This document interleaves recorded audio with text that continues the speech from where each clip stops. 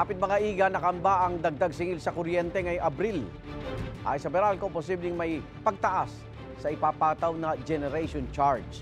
Gusto daw ito ng mataas na demand sa kuryente dahil sa mainit na panahon at mababang supply ng kuryente dahil sa mga power outage. Ayon naman sa Power for People Coalition, ang taas singil sa kuryente ay dahil sa mahal na presyo nito sa spot market. Binatikos din nila ang Department of Energy dahil hindi umano nare-resolba matagal ng problema tuwing tag-init. Gaya ng pagnipis ng supply ng kuryente sa mga unplanned shutdown ng mga planta. Kinukuha pa ng GMA Integrated News ang reaksyon dito ng DOE. Biyaheng China na ang ilang Chinese national na sangkot umano sa mga illegal na pogo. Daan-daan pa ang pinoproseso para rin sa deportation. Live mula sa Pasay, may unang balita si Bam Alegre. Bam. Susan, ayon sa Presidential Anti-Organized Crime Commission, mahigit 1,000 ang mga banyaga na nasa kustodiya nila nasasailalim sa deportasyon. 200 daw dyan ang napadeport, kabilang ang 88 na Chinese na pinabalik na ng Pilipinas sa China ngayong umaga. Hating gabi pa lang nakahanda ng 88 Chinese na ide-deport sa Beijing, China. 79 sa kanila lalaki habang 9 babae. Mga sangkot umano sa illegal na pogo ayon sa PAOK. Karamihan sa mga banyaga na sasailalim sa deportasyon ay dito nakuha sa Metro Manila. Pero 2 sa kanila ang mula sa Bamban, Tarlac at 4 naman ang mula sa Lapu-Lapu, Cebu. Ang mga naaresto sa Metro Manila galing sa isang kumpanya sa Parañaque at isa sa Pasay. Organisado ang pagpapasakay sa kanila sa mga bus na nagdala sa kanila sa NAIA Terminal 1. 6:55 a.m. ang flight nila sakay ng Philippine Airlines, walang layover patungong Beijing.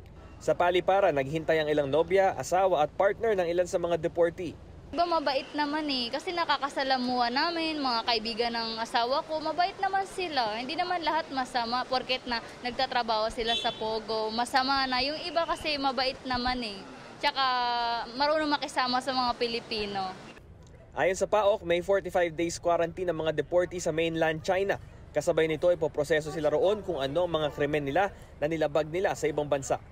Ang ginagawa kasi dyan, 45 days muna silang i-quarantine. And then after that, yung Chinese authorities will be checking on yung participation nila rito, kung anong krimen ang pwedeng isampa sa kanila. Well, ito yung ginatatakot nila, yung ma-deport sila ng diretso sa China. Kasi nga, doon kasi they are not treated as victims. Ang trato sa kanila ron ay may kasalanan sila na they have to face yung kasalanan ginawa nila rito sa atin. Kasi talagang hindi sila kinoconsider na mga biktima pag sa China.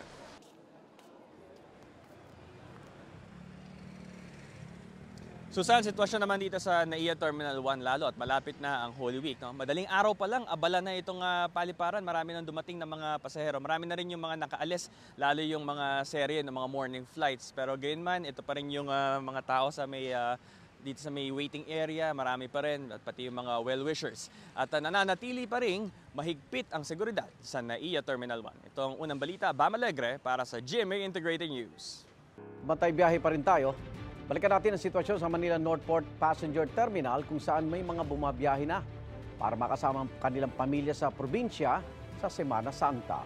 May unang balita live si James Agustin. James? Gang, good morning. Ngayon pa lamang may mga kababayan na tayo na maagang nagtungo rito sa Manila Northport Passenger Terminal para umuwi sa kanilang mga probinsya para sa Semana Santa. Ang iba susulitin na raw yung kanilang bakasyon kasama ang kanilang pamilya. Mamayang hapon pa ang biyahe ni Susan na 3 niyang anak pauwi sa Puerto Princesa, Palawan. Inagahan na raw nila ang pagpunta sa Manila Northport Passenger Terminal para makaiwas sa traffic at siksikan. Next week po Semana Santa. Maraming pasahero, siksikan. Ang hirap po makisabay kapag mga ganun na dami, sobrang dami. Kasi noong nakaraang taon, Semana Santa din ako umuwi halos. Ang hirap kami, siksikan kami dito. Mahigit 2.5 buwan nag-leave sa trabaho si Susan para masulit ang kanyang bakasyon sa probinsya. Maligo sa dagat, ng mga buko. Mamasyal po kasama ng mga kapatid ko rin po at saka mama ko. Biyahe rin Palawan si Laida kasama naman ang 2 niyang pamangkin. Kasabay ng bakasyon para sa Semana Santa, mayroon din daw silang family reunion. Umaga pa kami kasi natakot kami, base marami nga pong pasahero. Sabi ko, umaga pa tayo. Kasi alam namin Holy Week na eh. Dumatay yung ate ko galing Sweden. Tapos nag-isa kami magkapatid na magkita-kita kami sa Palawan po. Ayon sa Philippine Ports Authority, inaasahan nilang aabot sa 1.73 milyong mga pasahero ang babiyahe sa iba't ibang pantalan sa buong bansa mula April 14 hanggang 20. Mas mataas yan ng 3.5% kumpara sa 1.67 milyong mga pasahero na bumiyahe noong Semana Santa na nagdaang taon. Samantala, Igan, alas 5:30 pa mamayang hapon yung schedule ng alis ng isang barko na patungo sa Palawan. Alas 11 naman ng gabi yung patungo sa Gensan, Davao at Cebu. Ito po nakikita nyo yung sitwasyon dito sa concourse area nitong Manila Northport Passenger Terminal. Hindi pa naman ganun karami yung mga pasahero dito. Hindi pa rin ganun kasiksikan at maayos na maayos ang sitwasyon. Inaasahan na sa mga susunod na araw ay yung dagsa ng mga pasahero dito sa terminal. Yan ang unang balita mula rito sa Maynila. Ako po si James Agustin para sa GMA Integrated News. Bukod sa mga terminal dito sa Metro Manila, abala na rin sa mga terminal sa mga probinsya para sa inaasang pagdagsa ng mga pasahero na babiyahe sa Holy Week. Live mula sa Davao City, may unang balita si Argel Relator ng GMA Regional TV. Argel! Igan, asahan ang mas mabilis na pagpapasok ng mga pasahero dito sa Davao City Overland Transport Terminal dahil sa 3 bagong baggage x-ray machine na itinalaga sa passenger entrance ng terminal. Dati, isa lang na baggage x-ray machine ang ginagamit sa pag-inspeksyon sa lahat ng bagahe ng mga pasaherong papasok sa Davao City Overland Transport Terminal. Ngayon, pinalitan na ito ng bagong x-ray machine. May dagdag pang 2 bagong x-ray machine para sa mga maliliit na bagahe. Malaking tulong daw ito, lalo na ngayong inaasahan ang dagsa ng mga pasahero sa Semana Santa, kung kailan humahaba ang linya papasok sa terminal dahil sa baggage inspection. Puro mga high-tech upgraded i-compare to the previous nato nga machine kay kani once nga nay moagi diha nga kanang mga metal or something, so mutingog na siya. Bukod dyan, 2 walk-through scanner din ang itinalaga sa terminal. Diyan naman dadaan ang mga pasahero. Mahigpit na rin ang pagbabantay sa seguridad para sa mas maayos na biyahe ng nasa libu-libong pasahero sa Semana Santa sa Bulaong Public Bus Terminal sa General Santos City. PNP, ang JTF, ang Coast Guard, ang Public Safety Office at saka ang Bureau of Fire. Regularly, every time na may mga ganito na pinapadala namin sila ng letter, provide extra personnel to provide security. Ayon sa pamunuan ng bus terminal, sa Miyerkules Santo, inaasahan ang pinakamaraming pasaherong uuwi. Noong nakaraang taon, umabot sa mahigit 10,000 pasahero ang dumaan sa terminal. Payo nila sa mga pasahero, hanggat kaya, iwasan na raw ang pagdala ng maraming bagahe. Usually sa mga checkpoints po, kung madami ang mga dala nyo, kay hassle siya magdala. Like sa pag-check ng mga bags, sa mga scanners po, mabigat kasi kung madami. If naman sila yung mga karga na ibutang sa running board sa mga buses, to ask for written assurance na gikan sa atong mga bus companies nga na sila gamit dito para dili sila magkaroon og miscommunication sa bus company.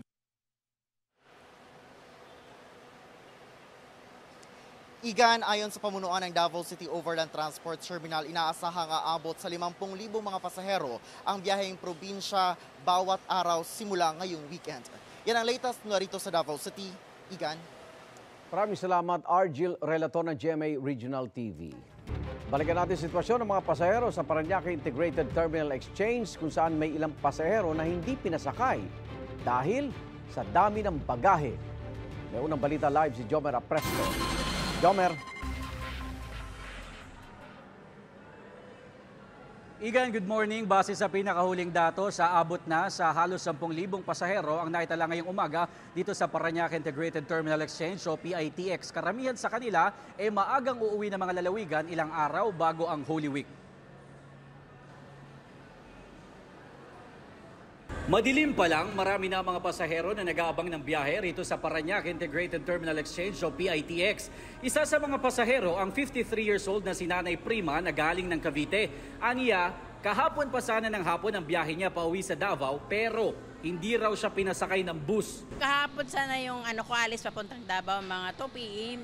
Ngayon, hindi ako natuloy kasi nga yung bagahe ko dahil sa bagahe dami. Kaya sabi nila, bukas na lang daw ngayon, mga 9 a.m. Kaya andoon yung bagahe ko. Ang ilan sa mga dala niya, pasabay lang ng kanyang mga katrabaho na hindi uuwi sa kanilang probinsya. Dahil sa pagod, hindi na naiwasan maging emosyonal ni Nanay Prima. Kasi ang hirap dito eh. Ako lang mag-isa, kagabi pa ako dito. Mahirap pag wala ka pera, tapos ganyan. Ikaw lang mag-isa ang bagahe mo, tapos wala pang maawa sa'yo.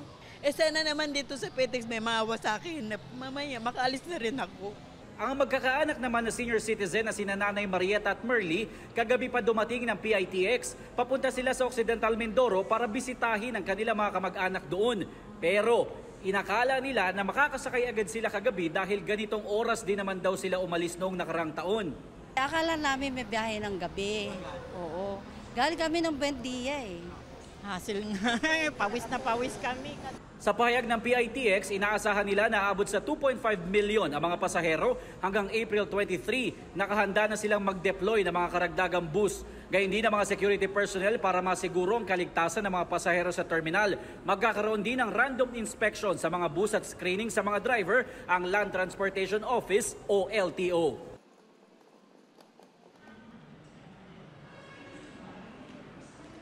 Igan, sa ngayon ay wala pa naman na itatalang anumang untoward incident dito sa loob at labas ng terminal. Meron din mga K9 unit na nag-iikot dito para masiguro ang kaligtasan ng mga pasahero. At yan ang unang balita. Ako po si Jomer Apresto para sa GMA Integrated News. Nagkainita ng ilang senador at ilang opisyal ng pamahalaan kasunod ng paggamit ni PNP Chief Romel Marbil ng executive privilege sa ilang tanong kaugnay sa pag-aresto kay dating Pangulong Rodrigo Duterte noong Marso. Sa isang punto, sinabi ni Justice Secretary Jesus Crispin Remulla na siya ang nagbigay ng clearance para arestuhin at dalhin sa Netherlands si Duterte. May unang balita, si Mav Gonzalez. Sa pagharap ng mga opisyal ng ehekutibo sa pagdinig ng Senado, naging mainit ang talakayan kaugnay ng pag-aresto kay dating Pangulong Rodrigo Duterte. Sa isang punto, naluha ang kaalyadong si Senador Robin Padilla. Gustong maliwanagan ng Senate Committee on Foreign Relations bakit sinurrender si Duterte sa ibang bansa, gayong sa Interpol Red Diffusion nakalagay na dapat arestuhin si Duterte para sa posibleng extradition. Ang sabi ni Justice Secretary Crispin Remulla, hindi na posible ang extradition dahil hindi na miyembro ng International Criminal Court ang Pilipinas. Kung miyembro po tayo ng ICC, nakakatulong sana kay President Duterte na hindi po siya ililipad. Siya po yung mismo nag-atras ng ating membership Kaya nga Kasi yung po yung malinaw po na may treaty po na kinakailangan para magkaroon ng extradition. Wala pong treaty Kasi nga nag-withdraw na tayo sa ICC. Yun po yung option na binibigay ng batas sa authorities sa amin po. Sa amin pong departamento at sa ating pong executive department. Malinaw po yun. Ang surrender po ay isang option na pwedeng gawin.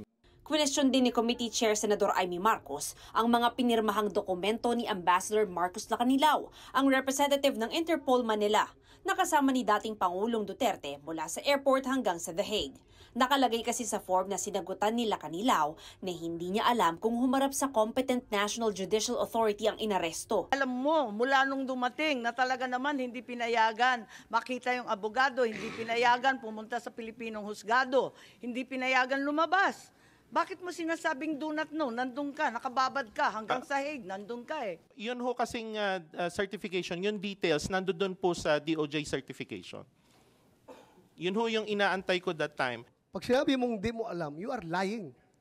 Sinagot din nila Lacanilaw sa dokumento na nakatanggap ng legal assistance ang dating Pangulo sa national proceedings. Kasama ni Duterte sa Villamor Air Base noong March 11 ang executive secretary niya na si Salvador Mejaldea na isang abogado at si Attorney Martin Delgra. Baka naman kabulastugan lahat ito. Legal assistance kasi po that time ang pagkakaintindi ko kasi nandoon yung tatlong lawyers niya. May national proceedings ba doon sa Villamor? na sinasakop yung 3 abogadong sinasabi mo? Legal assistance and serving of No. warrant. Dahil hindi katanggap-tanggap sa mga senador ang sagot nila Kanilaw, ipinakontempt siya ni Senador Bato de la Rosa.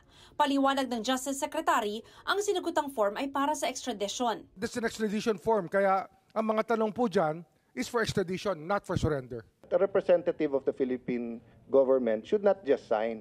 He should have noted there, surrender to, not applicable, etc. Hinimay rin kung sino ang nagutos ng pag-aresto kay Duterte. Ang itinuro ni CIDG Chief Nicolas Torre III, si PNP Chief Romel Marbil. Si Marbil naman, ang Philippine Center on Transnational Crime ang itinurong nagbigay ng order to arrest, pero itinanggi ito ng PCTC. Nagsimulang mag-init ang diskusyon nang sabihin ni Marbil na ito raw ay saklaw na ng executive privilege. General Marbil, are you lying? I'm not lying, but I just want to have the executive privilege po regarding this matter. The Nandito na tayo eh. Executive privilege ka dyan. Bakit naging executive privilege? Sinabi mo, PCTC ang nagbigay ng order. Ngayon, executive privilege ka. Kung sino-sino na tinuro mo. That's why we didn't want to attend the last hearing. Dahil dito, umalma si Justice Secretary Crispin Remulla sa anyay pambubuli. That's why we didn't want to attend the last hearing because this is what we were expecting, ma'am.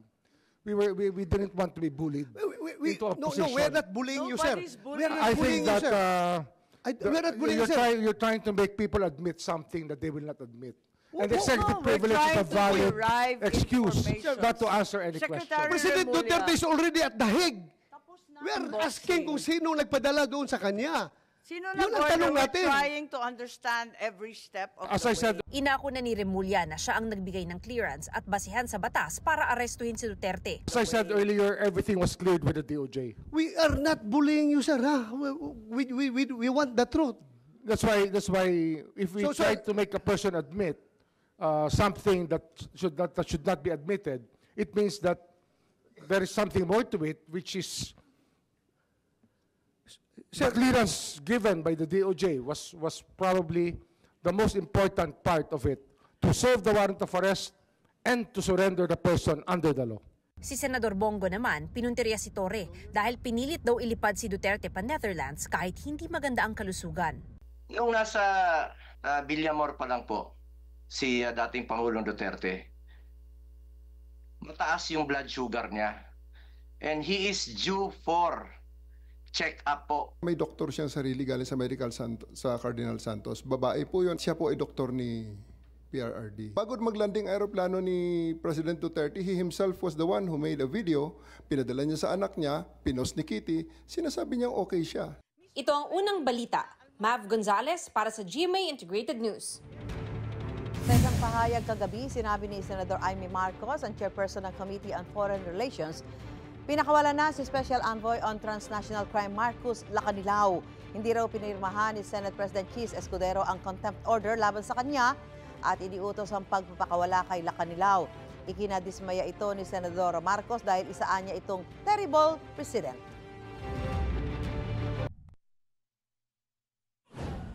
Pag-alis ng tax sa overtime at bonus ang isa sa isusulong ni Mayor Abby Binay. Plataporma sa transportasyon ng isa sa binigyang diin ni Representative Bonifacio Bosita. Sina Attorney Jimmy Bondo at Attorney Raul Lambino nagpahayag ng pagtuto sa online voting. Pagbaba ng presyo ng basic goods ang ipinangako ni Representative Arlene Brosas. Si Representative Franz Castro bumisita sa palengke ng Calapan. Karapatan ng indigenous people ang isinusulong ni Amira Lidasan Sapola. Kasama niya sina Ronel Arambulo, Liza Masa at Mimi Doringo. Bumisita naman sa bayan ng Bulalakaw sina Danilo Ramos, Modi Floranda at Jerome Adonis. Abot kayang pabahay ang naisutukan ni David De Angelo. Nakipagdialogo sa local leader sa Bulacan si Angelo De Alban. Pagtaas ng sahod ng binigyang diin ni Atty. Luke Espiritu. Reforma sa PhilHealth ang isa sa mga bibigyang pansin ni Senator Bongo. Nag-motorcade sa iba't ibang bahagi ng Bicol si Atty. J.V. Hinlo. Planong ibalik ni Manny Pacquiao ang programang Butika sa Barangay.